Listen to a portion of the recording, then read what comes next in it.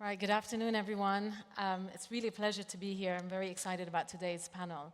There are numerous studies out there that show that women emphasize and focus and prioritize societal issues. Today, with my fellow panelists, we're going to explore this matter. I'm joined today by market movers, technology frontiers, policymakers, and today not only will they share their views, they're also going to share their advice and their experiences. I have the pleasure of having a very diverse panel, so hopefully it'll give you all perspectives around this topic. I'll let them each introduce themselves as we address the questions, because we are 5 panelists and we are very short on time, because I promise you it's going to be a very engaging conversation. I'm going to start with you, Taylor. As a young entrepreneur, your personal journey is very exciting. I wanted to ask you, as a female entrepreneur, especially in the field of health technology, can you please share some of your challenges that you faced, both on a professional and a personal level, and how resilience has played a role in getting you where you are, and especially that has led you to establish GenRait? Well, first I want to say I love how you frame the question with resilience. Because resilience, it's not something that's given. You're not born with it. Resilience is truly something that you develop, you earn, you grow over time through challenges, through trials, through difficulty, tribulation, trauma, all these things. And so when you ask about me being a female entrepreneur, I mean, one of the things that we overlook is that it is more challenging to be a female entrepreneur in today's world. And it does, you could look at it negatively. You could say, like, oh, there are challenges that I face that others don't, but I look at it now as a gift because I pushed through it and I developed, like you said, resilience. And so this is one of those core traits that I think is important for entrepreneurship that I'm grateful to have. So my journey with GenRait and my company, it's an acronym. It stands for Genomic Revolutionary AI Technology. The whole company started because of a challenge, and so an obstacle, one that plagues many women, which is autoimmune disease. 80% of autoimmune disease patients are women, and yet it's so difficult to get information, right? And this was my journey. I got myself healthier, but it was not an easy journey. It wasn't something that many people would be able to do or have the education or access to do, and so I was lucky. But GenRait, we hope to change the paradigm with how drug discovery and disease research can be done using genomic data and leveraging the power of AI. And when I faced all of these challenges getting diagnoses, when I faced challenges in the healthcare system, I realized that a lot of it boils down to the data, and a lot of it is not representative. Right, and so this is one of those things that we do want to solve at GenRait, is making data available, but also making it high quality, making it good, so that before anything goes into an LLM, before it goes into a model, it's good. And my perspective on that, I would say, is unique due to the fact that I'm female and had a female issue, but it applies to all areas of healthcare, right? And so another thing with regards to, just doubling back on your point on, just challenges facing entrepreneurs everywhere. It's not easy. I joked, I want to give a tribute to my my investor, Jamie McMahon. He passed away in September. He's a wonderful guy. We used to talk about failure. A lot of people shy away from failure. It's painful. If I don't fail several times a day, this is something I said to him that he just loved. If I don't fail several times a day, I'm not happy, because then I'm not growing, right? And so this is the mindset that you really have to have in business. And you have to have a really thick skin in business, being a woman in technology. So I worked at Palo Alto Networks and Cisco prior to starting my company. And all the other leaders around me were men. And you think that you have to be tough, hard, but really what I came to embrace through lots of trials, through all that failure, is the power of being a female entrepreneur. and the power of the traits collaboration, passion, emotion, empathy that come with that. And so my journey has been one where, you know, again, you're not given resilience, but I feel that I've developed it, and I feel that it's a huge asset, largely because I'm a woman. Thank you for that. Moving on from being an entrepreneur, Christine, over to you as an investor. How do you evaluate the potential for women-led business to address complex societal issues, but also maintaining financial sustainability? Great. Well, first, it's really exciting to be here, and thanks, Norma, for wrangling all of us for this panel. So specifically in terms of those types of characteristics, so, you know, I run 500 Global. We are a venture capital firm that invests globally, hence the name, in globally ambitious founders. Typically, we start relationships with founders at their earliest stage, so we're oftentimes one of the first or the first institutional venture investor that gets on the cap table. You know, specifically, we do have a very strong track record of backing female founders. It certainly isn't anything that's a mandate for us, but for us, we feel that some great, you know, the great companies are built by founders of all different types of diversities, nationalities, gender, pedigree. We don't really have a really strong concern for us. So I think that has enabled us to find great companies, some great outlier companies that also are diverse founders. And I think typically because we're investing first check into the company is quite early, you know, oftentimes it's just the founders or founders in a small team, early product. They may be pre-revenue, pre-product market fit. Yeah. A lot of times, some of the questions that they might get about, you know, broader sustainability goals, I mean, they're just trying to get to product market fit, so they may not really have the answers to those. But I think one of the things that we have a lot of influence on, because we work with these companies so closely, is to think about those types of considerations. Certainly, sustainability in terms of the business model is a big focus. So we do like to invest in companies that, while they might not be generating a lot of revenue or any revenue, they do have a clear business model. So that is, first and foremost, whether it's a female founder or a male founder is a big consideration. But then in terms of when you think out to if a company becomes much larger, and you know, this has certainly been top of mind for the last many years in terms of how do you start from the beginning so that when you are at a Google level or you know, much bigger company, some of those goals, like in terms of, let's say, gender diversity or kind of the makeup of the company, like what can you do early to take the steps towards that? And you know, I think a lot of that is really encouraging founders to expand their talent pool in terms of what they're looking for. You can certainly accomplish this if you're 2 male founders, if you're a female founder plus a male founder. And I think a lot of that influence definitely helps. A lot of founders actually these days they do strive for that, but they just may not necessarily know what are the frameworks or tools to accomplish that, and something that we like to help with. Okay, thank you for that. Moving to you, Marie-Claire, from your perspective, first being in the public sector and now at Kering, how can women entrepreneurs lead the way in integrating sustainability into their business model across various industries that you've seen before and now into your industry? So, good afternoon, everyone, and I'm also very pleased to be here with you tonight. Perhaps one thing when we speak about sustainability, and if we think about climate change, resource scarcity, water, the first step is to say that the consequences are more supported by women and children than men. It's true that when we have a look all over the world, as soon as you have some consequences linked, for example, with climate change, women are the first victims. Now, if we move on the other side, so my background, I am an engineer, okay? As you mentioned, I was working before joining Kering in 2012 in the public sector.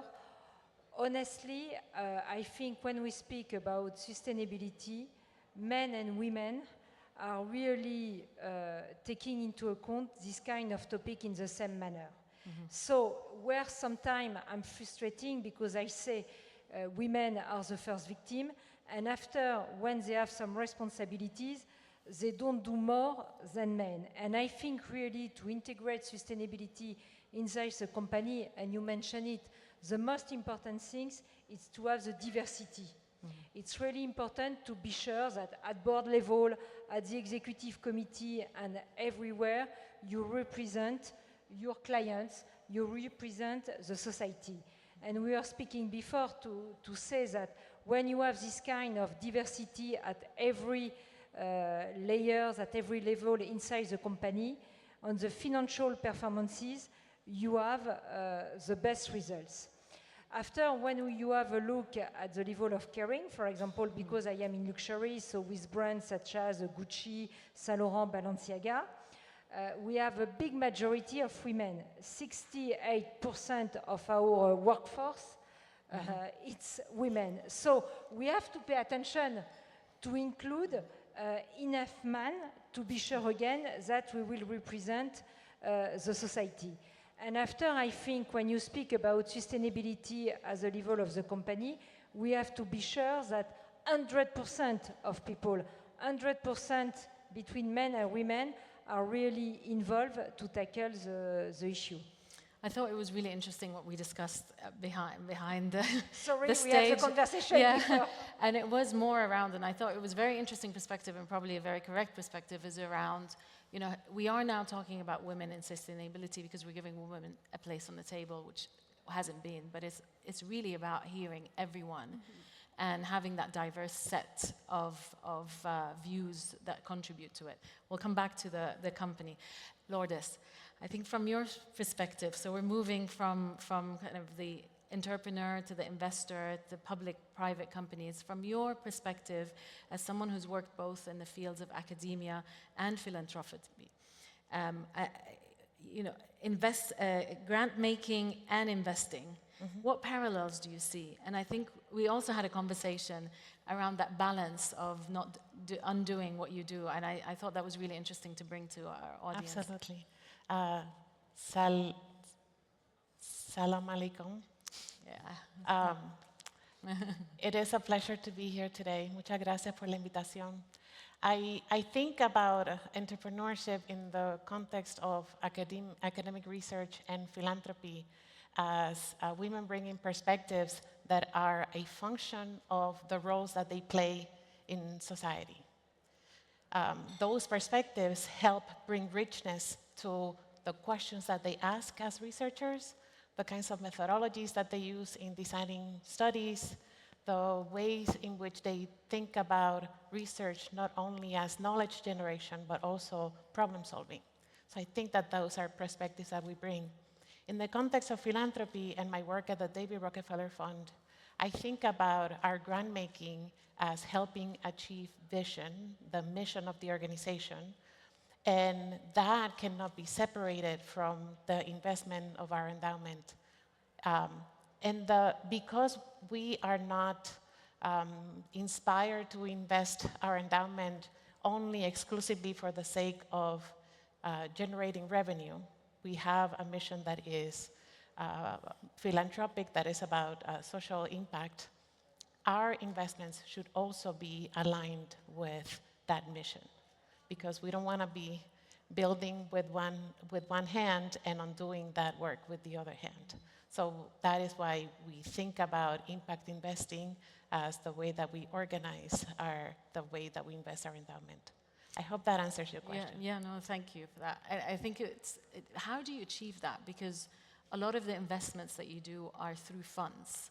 And so you kind of have some control, but not a lot of control on where that goes. So if you can just walk us through, because I think that's... Yeah, so initially when we started to think about impact investing, we started baby steps. We started with screening, so making sure that in our portfolios we did not have any investments that were gaining revenue from industries that were fossil fuel industries, because one of the areas of work that we support is environmental justice and climate.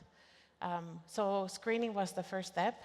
And then we organized our work around specific thematic areas that we thought would be aligned with the work that we do on our grant making. So themes, and then choosing investment managers that would be using those themes as part of their decision making in investments. So we are one step removed, but we can use our the choices of who we select as investment managers to serve as a proxy for that work.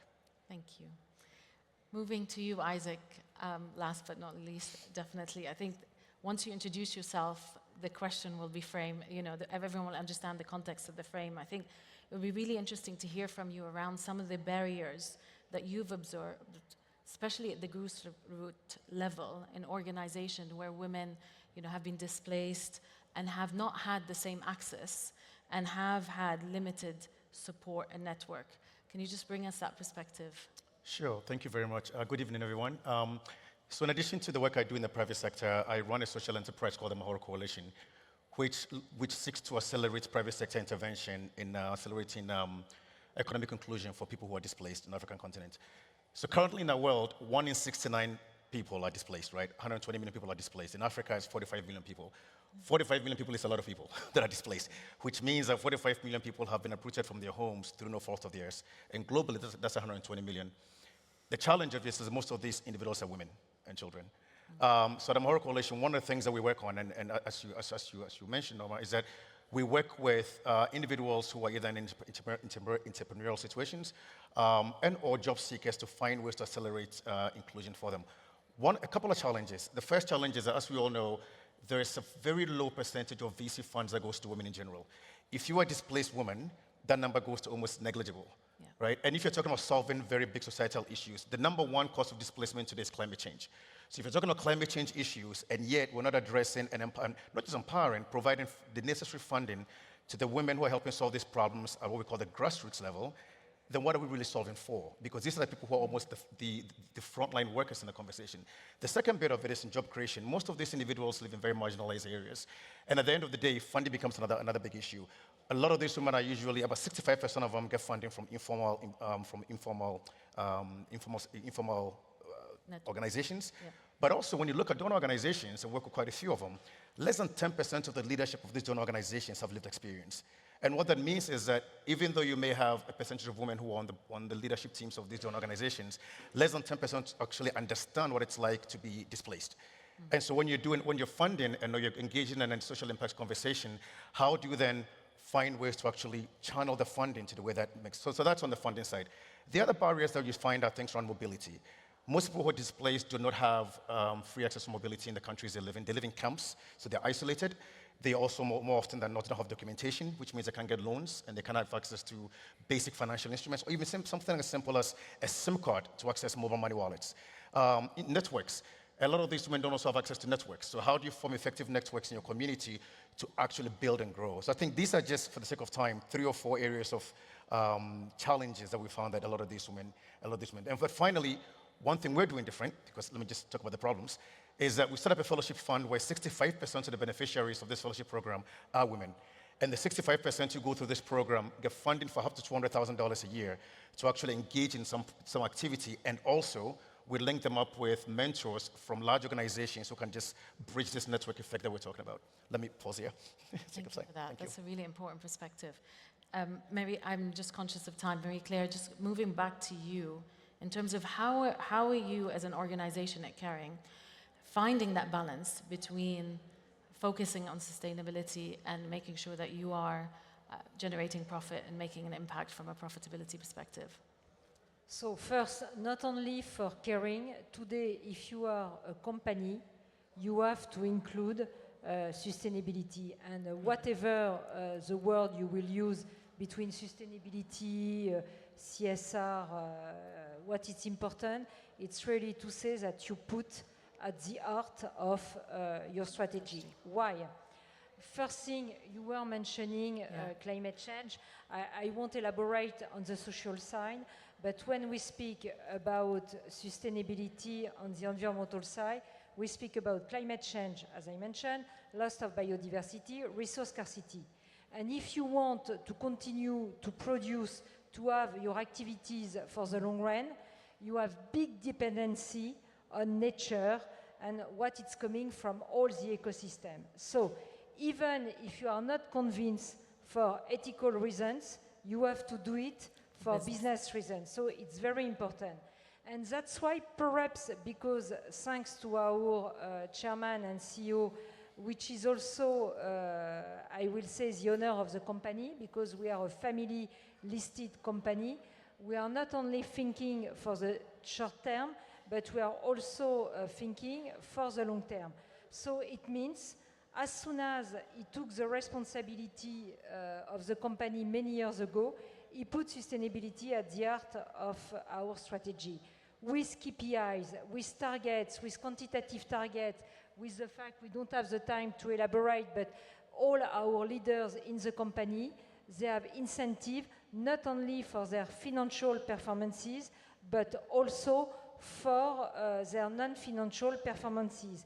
And I think something which is very important, we see that more and more clients are asking questions about sustainability. So, of course, they don't enter in the boutique saying, please, could you elaborate about your biodiversity strategy? Yeah. But they want to know what we are doing for animal welfare, where our raw materials are coming from. Do we have specific programs for our supply chain? So more and more people are interested in. Secondly, when you take the example of EU, we have more and more regulations. And next year we will have the CSRD regulation. And last but not least, about investors. So I don't know if it's true all over the world, but what I see when I joined Kering 12 years ago, no one was asking questions about ESG. Now we are doing specific roadshow on ESG. I don't know if they are convinced or if it's a risk management approach, but it's important to know that we have to work with financial performance and non-financial performances. I love that, thank you. And that's an amazing segue into you, Christine, around, from an investor point of view, do you agree with what she said? Now you're putting it as a priority. And from your perspective, what advice or what strategies can entrepreneurs support and take on to be able to, down the line when they are big and they are going and making profit, they can implement? I think definitely, certain frameworks, if it is ESG, and there might be others, but at the venture stage, especially at the early stage, it's still a pretty new concept. So I think that is something that has started to take some steam. Like, we've had some efforts there as well. I think one thing that is important is that certainly, again, like I mentioned earlier, for a lot of early stage companies, their ultimate priority is getting to product market fit and to see if they're actually even a viable product. But there are definitely things that they can do at the early stage that aren't so onerous per se, and it maybe would make sense for a 2-person company or like less than 10-person company that can put them on the right path down the line. And a lot of it does, I think, has been reiterated in many of these panels. It starts from the top. Founders set the culture, and every new hire brings you even one step away from that culture. So if the founders are very focused on ensuring that in the long run their company is stronger with the gender diversity or just diversity in general, sustainable, then there are definitely things from the hiring perspective, culture perspective, even investors that they bring onto their cap table. Of course, if they have the luxury of choosing what investors they bring in, all of those things help get them to that place. It does, again, seem far out, being a seed stage company all the way up to a much larger pre-IPO or public company where those types of things are more visible or you have more framework. But again, there are things that you can do from the early stages. Investors have a big influence on that. Okay, thank you. It's flashing red. Unfortunately, we've run out of time. It is a lot shorter than we even thought it would be.